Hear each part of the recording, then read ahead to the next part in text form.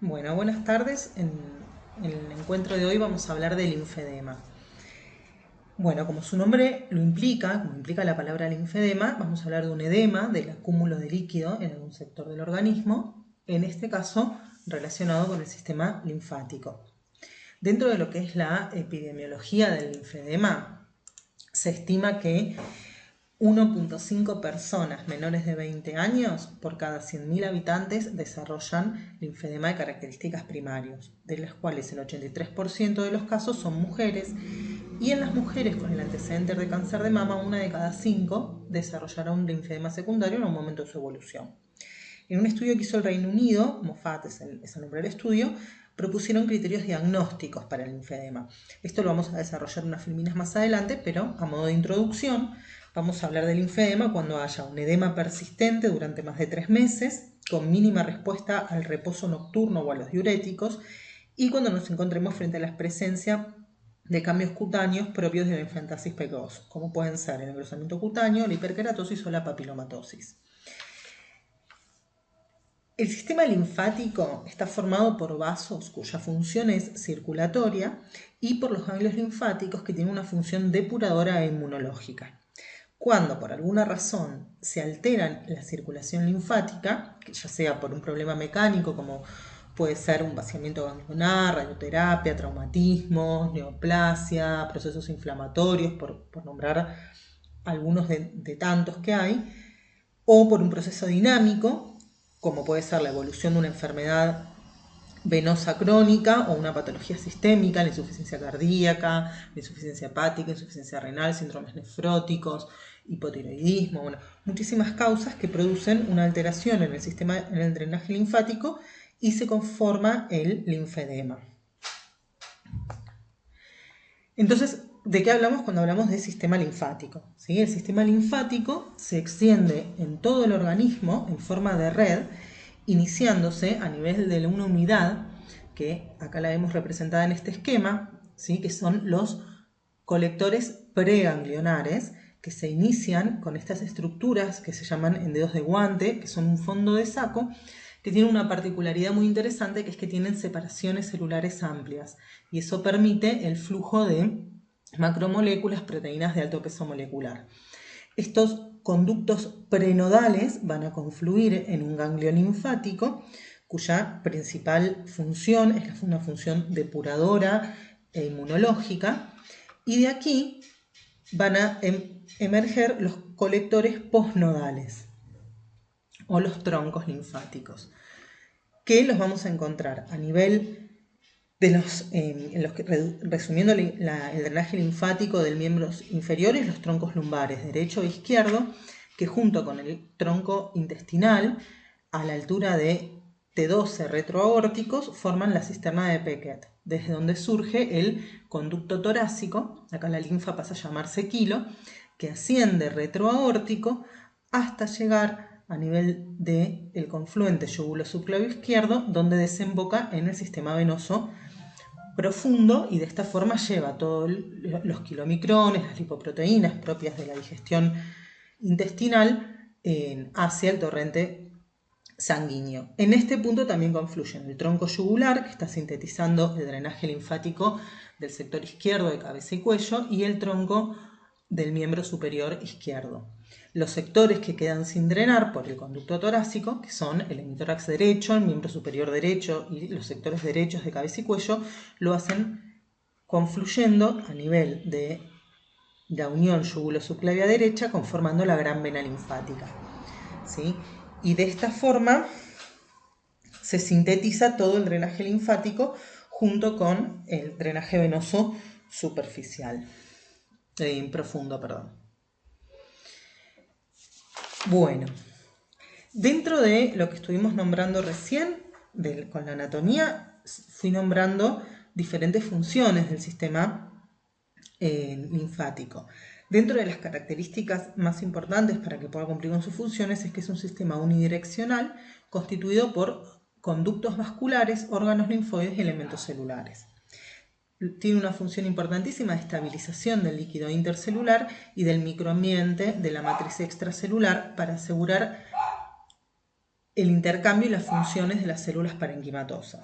Otras de las funciones que vamos a encontrar son circulatorio y hemostático del tejido intersticial, la metabólica, que ya la nombramos cuando hablamos del conducto intestinal, por todo lo que es el transporte de la linfa con kilomicrones y lipoproteínas, productos de la digestión desde el intestino hacia el conducto torácico, y el sistema de defensa físico-inmunológico que lo conforman en los ganglios linfáticos, en donde la linfa cargada de linfocitos y anticuerpos y además actúa como filtro, como barrera para impedir la propagación de tumores y de infecciones. Entonces, el edema resultante de un desbalance entre la tasa de producción de linfa y la tasa de retorno del líquido linfático a la circulación sistémica es lo que vamos a denominar linfedema. En estados edematosos, como pueden ser la insuficiencia cardíaca, la cirrosis, el síndrome nefrótico o la falla renal, el problema primario es el movimiento aumentado de líquidos hacia afuera de los capilares debido al aumento de la presión venosa o a la hipoalbuminemia o, menos frecuentemente, a un aumento en la permeabilidad capilar. El flujo linfático, así como la permeabilidad de los mismos, aumenta en presencia de edema para evacuar el exceso de líquido ubicado en el intersticio. En contraste, el problema mayor en pacientes con linfedema es la alteración en el transporte debido a la obstrucción linfática, como ocurre, por ejemplo, en el linfedema primario hereditario, donde lo que están involucrados son malformaciones en el sistema linfático que son los que van a generar toda la patología. ¿Sí? Entonces, como vemos en esta filmina, los problemas puede haber una falla en la reabsorción con alteración, atracción de agua de electrolitos y la generación de edema. ¿Sí? Bueno. Dentro de la clasificación del linfedema, vamos a ver que tenemos dos grupos bien diferenciados, lo que es el linfedema primario y el linfedema secundario. Cuando hablamos de primarios, hablamos de aplasia, hipoplasia o hiperplasias del sistema linfático propiamente dicho. Y cuando hablamos de linfedemas secundarios, lo que vamos a encontrar es patología que genera una alteración en el normal desempeño del sistema linfático. ¿Sí? Entonces, dentro del linfedema, dentro de los primarios los dividimos en congénitos, suelen manifestarse en el nacimiento o antes del primer año de vida, precoz en la juventud, adolescencia y tardío en mayores de 35 años. Y el linfedema secundario suele estar relacionado con obstrucción linfática por invasión tumoral, infecciosa, radioterapia o por interrupción del drenaje linfático, ya sea por exéresis quirúrgicas, por traumatismos. Dentro del linfedema primario, dijimos estaba el congénito, que es la enfermedad de Milroy. Esta patología es una patología que se caracteriza por aplasia, hipoplasia o disrupción en los vasos linfáticos. El gen involucrado es el gen del receptor del factor de crecimiento linfático, que es el VEGFR3, como tienen muy bien ahí escrito en la filmina.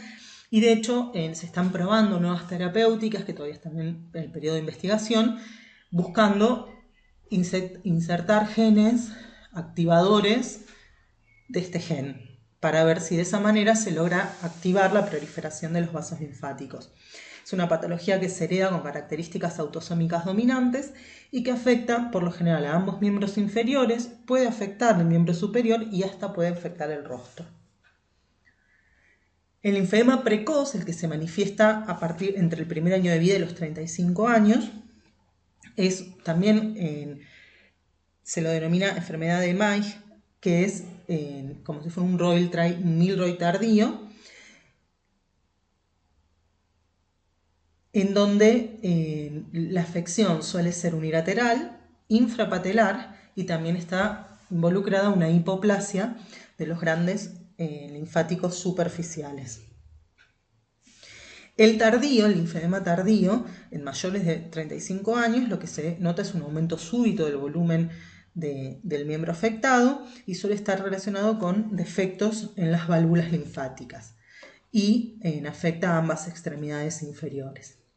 Hay otra forma que es la forma idiopática, en donde se ha hecho una clasificación en función a las características anatómicas, en donde se encuentra aplasia, hipoplasia o hiperplasia de los linfáticos.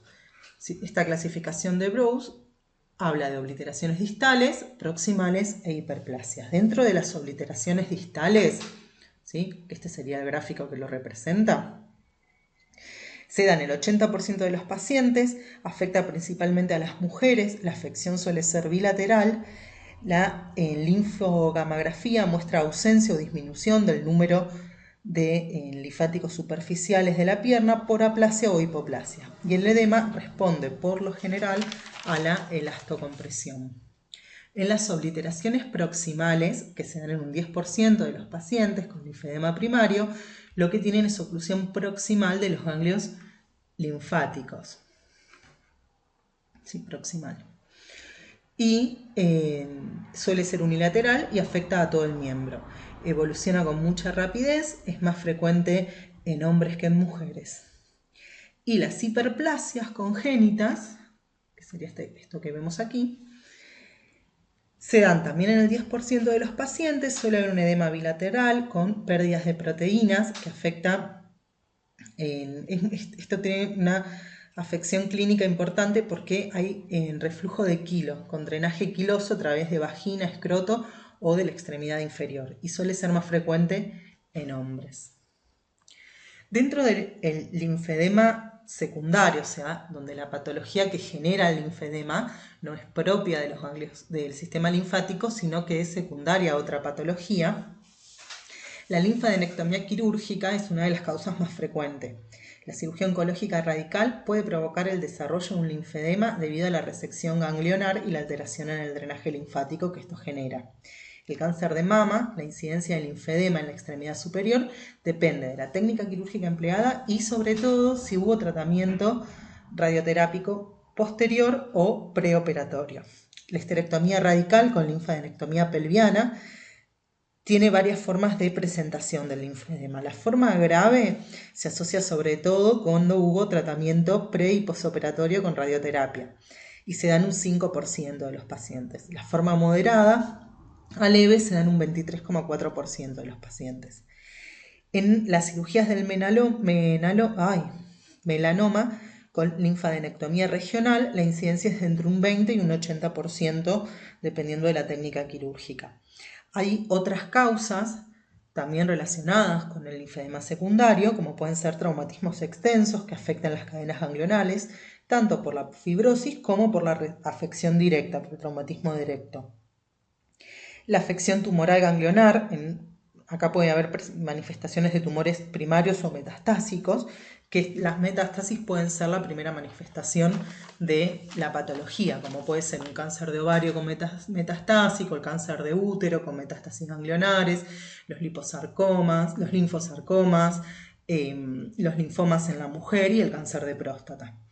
Otra causa menos frecuente son las artritis inflamatorias, en donde el linfedema en extremidades superiores e inferiores, a veces bilateral, es una rara manifestación extraarticular de una enfermedad inflamatoria articular, principalmente la artritis reumatoidea y la artritis psoriásica.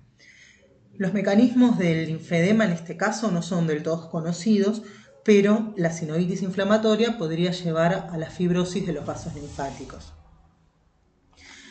Otra causa del linfedema no muy frecuente en nuestro medio es la filariasis. La filariasis es una parasitosis producida por un nematode que tiene un vector, que es un mosquito, hay varios tipos de mosquitos, y aunque produce linfedemas más incapacitantes, es infrecuente en nuestro medio. Es más frecuente en países tropicales o subtropicales, donde afecta a 90 millones de personas aproximadamente. Los linfedemas, tanto por la lesión del nematode en el interior del vaso linfático que canalizan, y también por la respuesta inflamatoria que constituye a generar una obstrucción valvular y a la inflamación perilinfática. Entonces, los mecanismos que vamos a encontrar involucrados en la generación del linfedema dentro de la filariasis son la inflamación perilinfática, la fibrosis, la esclerosis de ganglios linfáticos. Vamos a tener característicamente eosinofilia en estos pacientes porque estamos frente a una parasitosis. Entonces, ¿cuáles son los síntomas de esta patología?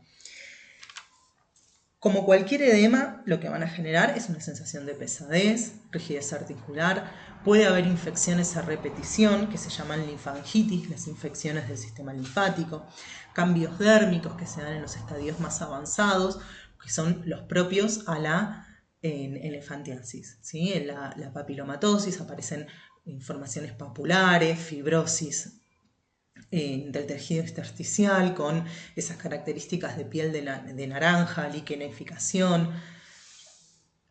El edema, en el caso de el edema de origen linfático, las características que va a tener es que es un edema blando al principio, después transforma en duro, frío y no doloroso, ¿sí? Obviamente todos los signos que hablamos en trombosis venosa profunda no van a estar, es un edema que es frío, es blando y no doloroso, no tiene características infecciosas.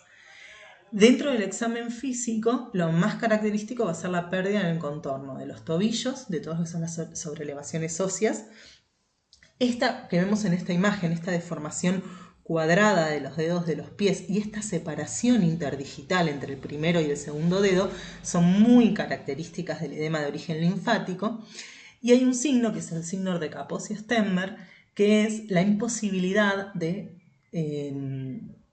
levantar la piel a modo de tienda de campaña, así está descrito, o sea, de pellizcar la piel a nivel de la base del segundo dedo.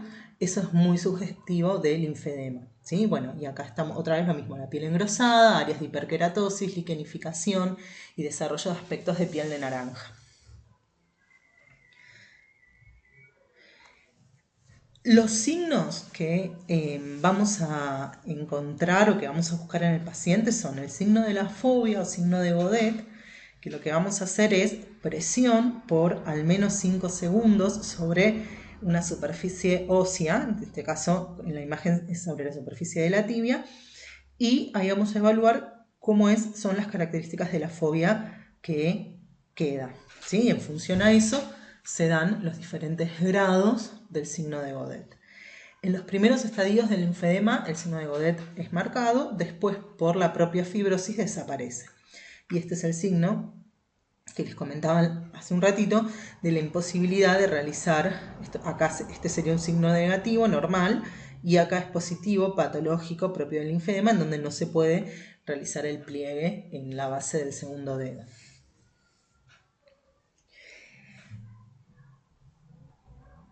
Bueno, en función a las características y la evolución del edema, la Sociedad Internacional de Linfología estableció estos 3 estadios, que se le puede sumar un cuarto estadio, que sería el estadio 0, en donde la condición es latente o subclínica y el edema no es evidente a pesar de que hay un deterioro en el transporte de la linfa, y puede existir meses o años antes de que el edema se ponga de manifiesto.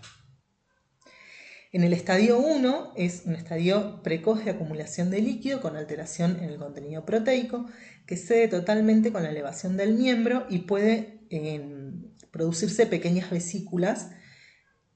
La fobia, el signo de la fobia, el signo de Godet es positivo y lo característico es que no hay lesiones cutáneas y tiene respuesta al tratamiento en 3 meses.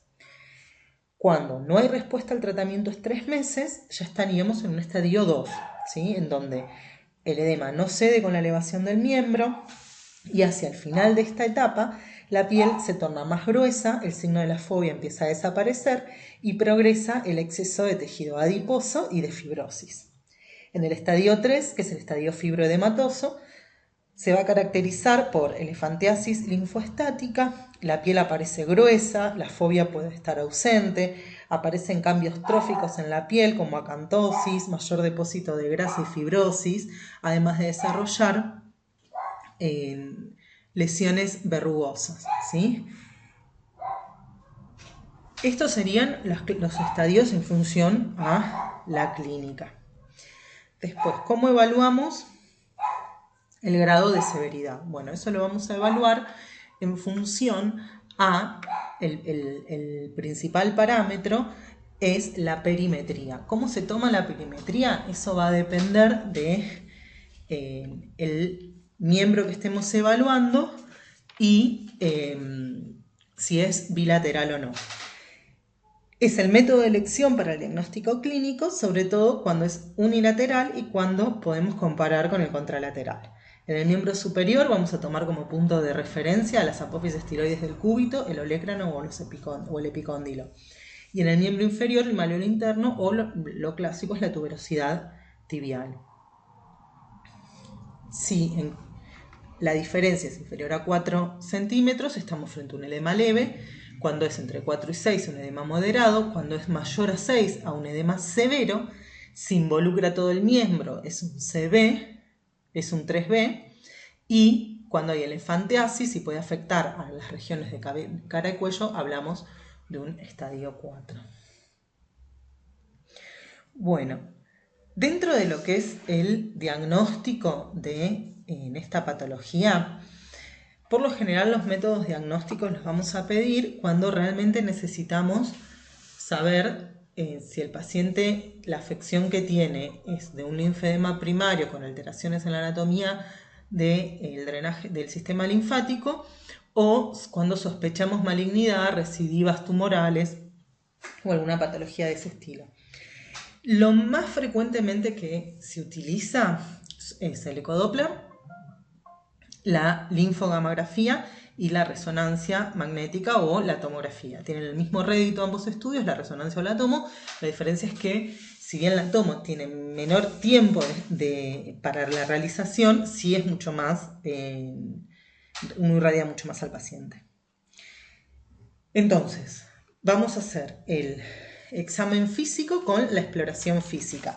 Como dijimos recién, vamos a fijarnos bien la historia clínica, en qué signos encontramos, si la piel presenta pápulas, esa papilomatosis típica, si tiene flictenas con líquido linfoide, linfectasias, con posibilidades de drenaje, si hay linforrea o si presentamos algún tipo de úlcera la secreción, la linforrea es una secreción que es cerosa, brillante, que suele dejar costras nacaradas que se desprenden con facilidad. La perimetría, como les dije antes, es el método diagnóstico que más se utiliza en la clínica, y después hay otros estudios como la bulometría, tonometría, espectroscopía de bioimpedancia que colaboran al diagnóstico. El diagnóstico por imágenes no son tan necesarios para confirmar el diagnóstico de linfedema como lo son de útiles para descartar otras causas, ¿sí? Para diferenciar entre linfedema y causas no linfáticas del edema. La ecografía Doppler nos va a permitir ver si estamos frente a presencia de insuficiencia venosa o es solo un componente linfático o si es un edema mixto. La ecografía además nos va a permitir ver la presencia de adenopatías, ¿sí? Recordemos que una adenopatía, una linfadenopatía o una linfadenomegalia, ¿sí? Con cualquiera de esos nombres, nos estamos refiriendo al aumento de tamaño, de consistencia o al número de ganglios, que esto puede ser localizado o generalizado. En el caso de que sea generalizado, bueno, hay que ir a buscar patología neoplásica en los linfomas o alguna patología infecciosa, como pueden ser la mononucleosis, patología que dé ganglios generalizados. Cuando hablemos patologías localizadas, suelen estar involucradas dos causas, o por inflamación o infiltración por células inflamatorias, células malignas de tumores, macrófagos cargados en enfermedades de depósito, o por proliferación de linfocitos, ya sea como parte de una respuesta inmunitaria o por una neoplasia de linfocitos o de macrófagos. La linfogamografía, ahora vamos a hablar un poquito más adelante, pero es el estudio de elección para estudiar el sistema linfoide. La tomografía y la resonancia cada vez se están utilizando más, sobre todo cuando pensamos en patología maligna. Las ventajas que tienen es que tienen mayor resolución espacial, mayor resolución temporal, las imágenes son en 3 dimensiones, la resonancia tiene ausencia de radiación ionizante, podemos descartar causas obstructivas, diferenciar linfedema del lipedema, que es otra entidad de la que también vamos a hablar en un rato, y como desventaja que es que no es un estudio dinámico, o sea que no puedo valorar las características de los vasos linfáticos ni de los ganglios, ni evaluar reflujos, ¿sí?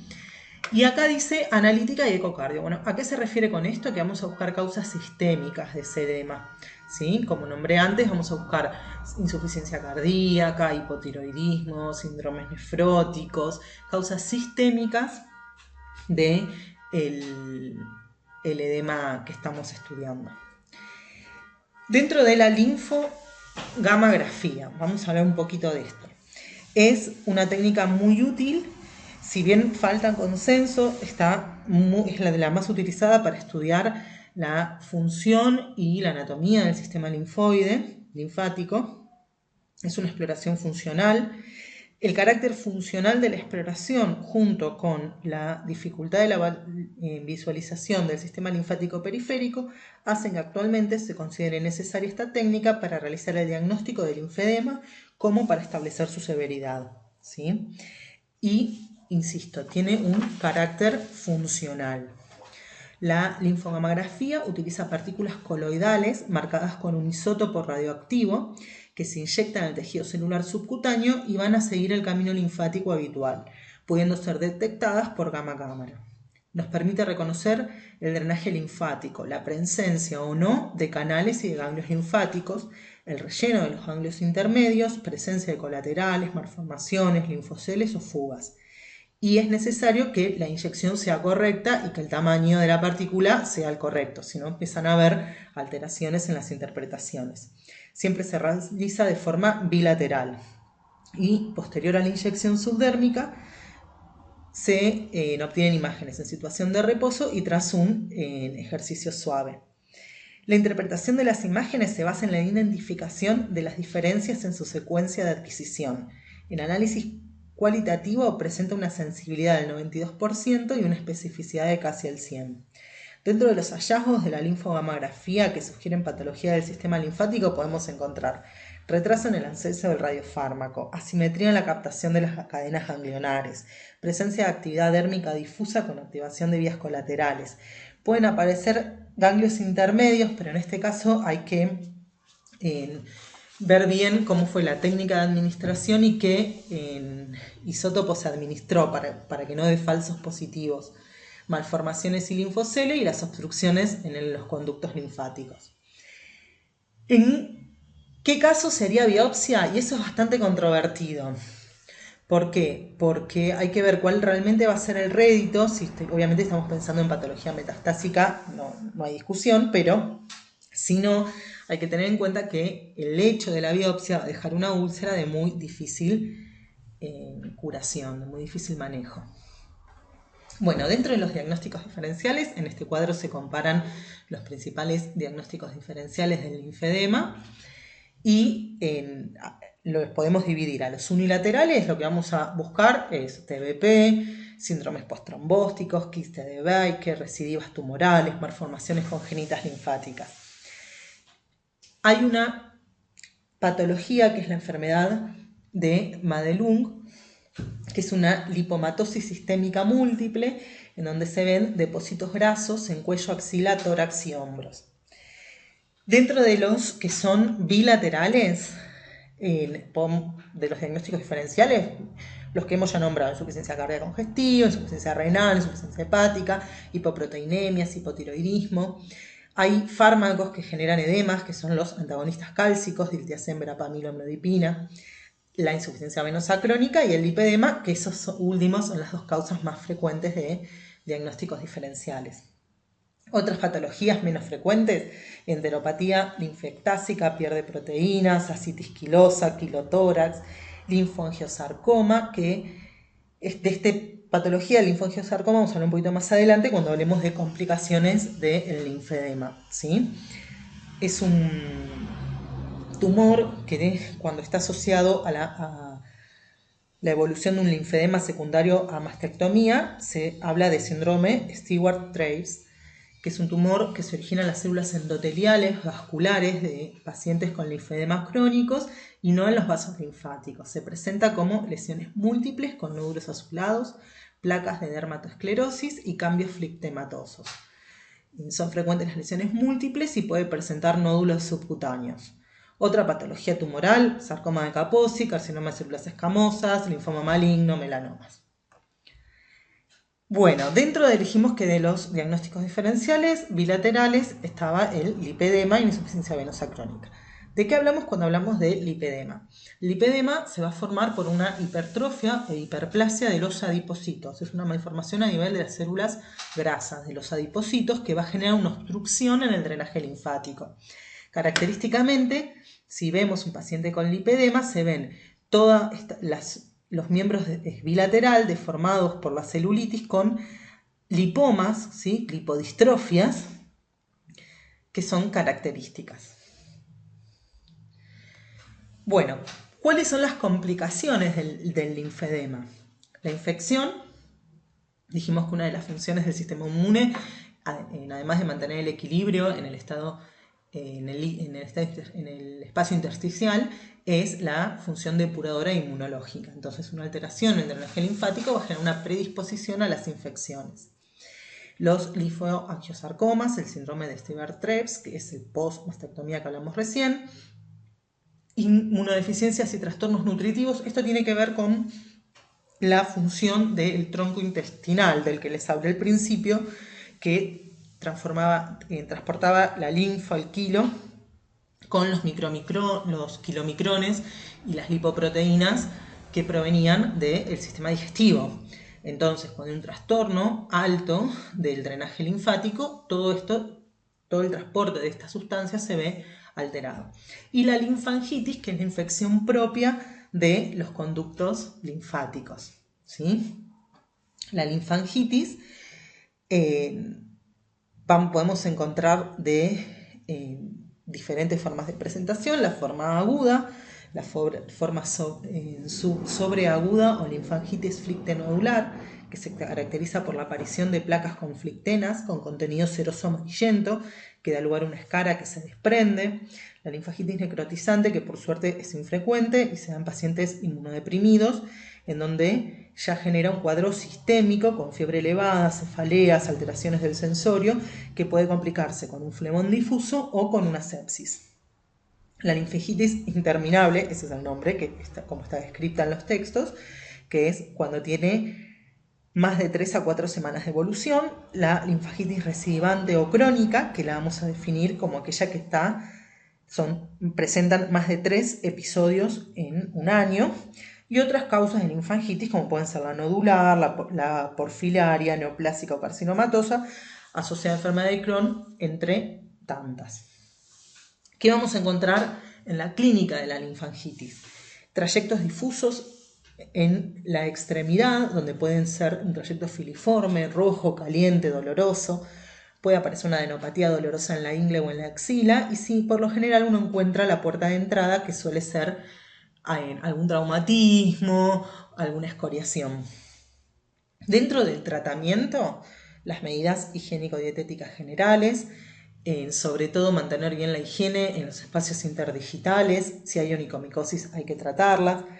Y con los antibióticos, los de elección son las penicilinas. ¿El tema cuál es? La alta resistencia, sobre todo en pacientes que generan linfedemas a repetición o que generan varios episodios de linfedema.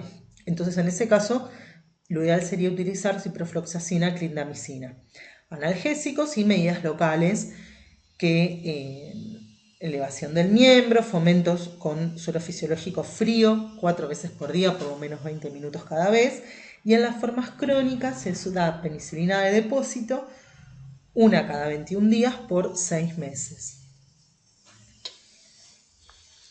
Bueno, dentro del tratamiento del linfedema, el tratamiento es sintomático. Lo que se busca es reducir el edema, mejorar la evolución y controlar las complicaciones. Y la recuperación psicofuncional del paciente. Estos pacientes tienen muchísimas alteraciones desde el punto de vista psicosocial, para poder desarrollar la vida habitual, para poder insertarse laboralmente. Entonces, por eso es que vamos a buscar sobre todo este aspecto, ¿sí? Generar una mejoría clínica del paciente que le permita desarrollarse en sus tareas habituales. Dentro del tratamiento, las medidas higiénico-dietéticas: elevación del miembro, descenso de peso, el drenaje linfático manual, la presoterapia secuencial, la elastocompresión, que puede ser con vendajes en espiga o vendajes multicapa. Dentro de los fármacos para el linfedema, la verdad es que apenas disminuyen el volumen, lo que sí dan es una mejoría en la evolución clínica. Los diuréticos que se pueden utilizar se eligen sobre todo las tiazidas por su acción suave y mantenida, pero hay que tener cuidado con el uso crónico de diuréticos. Primero, el paciente no tiene que tener alteraciones renales y segundo, el uso crónico no es correcto porque puede generar hipopotasemia, hiperuricemia, intolerancia a la glucosa, dislipemias y además a largo plazo generan fibrosis del espacio intersticial del edema. Los venotónicos, bueno, una de las características de los estadios más avanzados es que no tienen mucha respuesta, pero al disminuir la presión hidrostática y mejorar la permeabilidad vascular, generan una disminución en la concentración de proteínas en el líquido extracelular, que eso genera una mejoría para el paciente. En los casos de que uno quiera disminuir la fibrosis intersticial, se pueden usar enzimas proteolíticas y corticoides, antibióticos cuando hay infecciones, fungicidas. Es muy importante que estos pacientes mantengan bien la higiene, tratar las micosis interdigitales, la sonicomicosis, disminuir el peso. Y lo que más importante en estos pacientes es la fisioterapia, ¿sí? La terapia de rehabilitación, los ejercicios. El paciente tiene que aprender a vivir con su linfedema. Dentro de lo que son los tratamientos quirúrgicos, la verdad es que no han dado muy buenos resultados. Hay técnicas descritas, pero no han dado muy buenos resultados. Lo que está descrito es la ablación o reducción de ese tejido fibroso en los estadios más avanzados, estadios 3, 4, los bypass linfático-venosos y los autotrasplantes de ganglios linfáticos. Las indicaciones, vamos a ver que todas están relacionadas con poder iniciar una mejor elastocompresión y una fisioterapia. O sea, lo que apuntamos es a eso. Tienen muchísimas recidivas del linfedema y que el paciente se opere no implica que tenga que dejar el tratamiento médico. Entonces, dentro de las indicaciones está reducir el calibre de la extremidad, mejorar la función del mismo, reducir la frecuencia de infecciones, mejorar la calidad de vida del paciente, si hay persistencia, un bloque de tejido fibroso y para disminuir el volumen inicial y optimizar los tratamientos.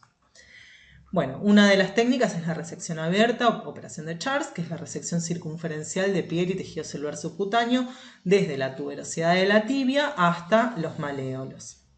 La dermocélulo-aponeurectomía, a lo que se refiere es, por ejemplo, en este paciente que tenía estos tumores del linfedema crónico, imposible realizar una buena fisioterapia. Bueno, se le redujo el volumen con el objetivo de optimizar el tratamiento médico. Y las reconstrucciones con anatemosis linfovenosas, este es el esquema.